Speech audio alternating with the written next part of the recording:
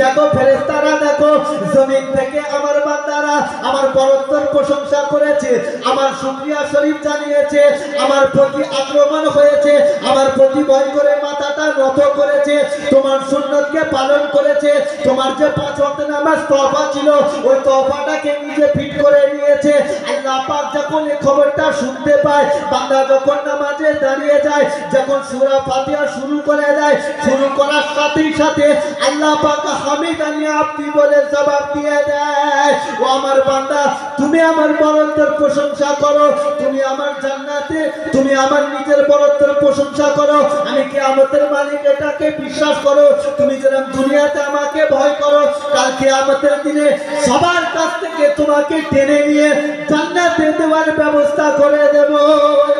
সুবহানাল্লাহ। এই সুন্দর সুযোগটা পেতে হলে আমার নিজেকে নবীর মহব্বতে বিলিয়ে